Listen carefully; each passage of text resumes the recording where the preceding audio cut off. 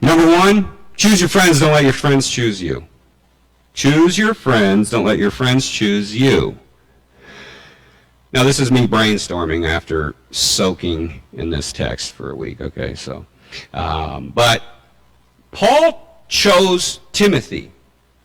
He chose him, and he treated Timothy differently than 99% of the rest of his people in his life.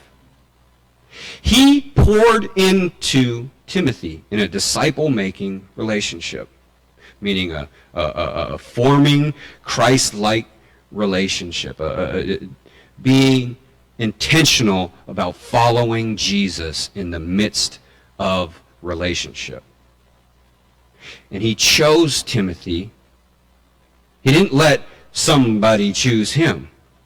He specifically chose him. Jesus did the same thing with the disciples. He told them, he said, hey, didn't I choose you guys? He chose them, he walked with them, he taught them, and then he commissioned them. So God has put somebody in our lives. Guarantee it, if we sit and think about it and pray about it, there's somebody in our lives who we can either sit idly by and just allow that relationship to just be whatever it is, or we can be intentional about forming a godly relationship with that person. There's somebody, whether it's somebody up, more mature than us, or somebody down.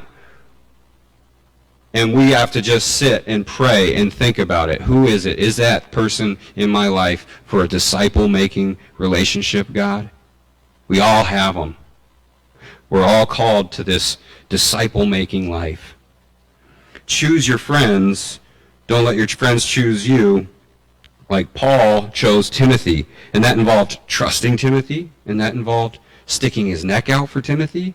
And that involves spending a ton of time with Timothy. There was 10 years they spent together before this letter. And then he commissioned Timothy. And so that's sort of a model for us.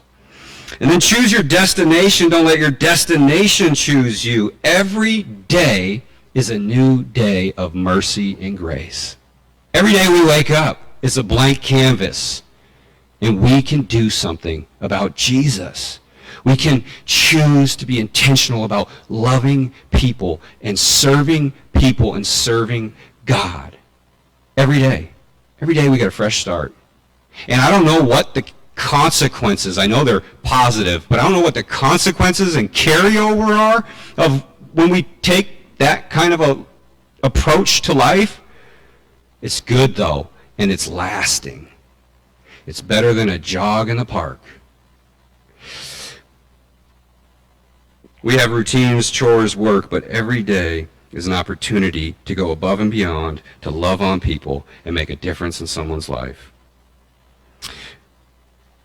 So choose our destination each day. Don't let the day and the destination choose you. And then application point number 3, choose the narrative.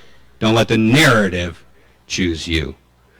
This word narrative has gotten a lot of publicity lately, right? Because all the different political parties have their different agencies and avenues of presenting their narrative.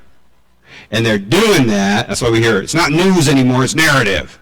They're doing that because they know stories grab us.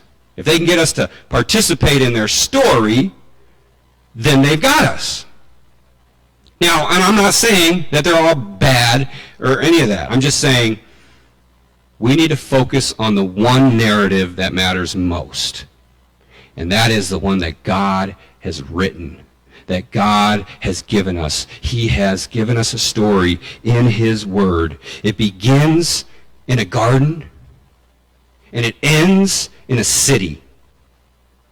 The story written in the Bible begins with two people who disobey God and refuse to worship God the way He's supposed to be. And it ends with too many people to count worshiping God and knowing that He is good.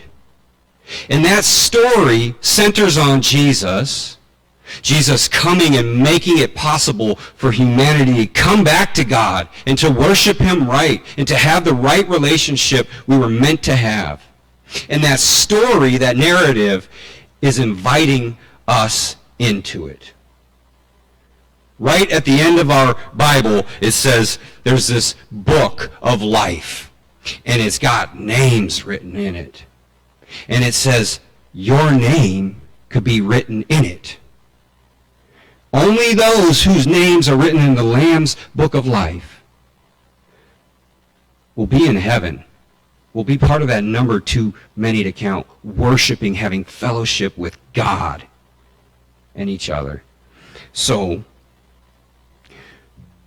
choose the narrative. Life is just full of narratives, grabbing for our attention, trying to suck us in because it knows a story gets you.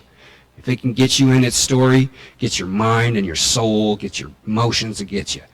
But there's one narrative that demands and deserves our full attention, our full allegiance. That story is here.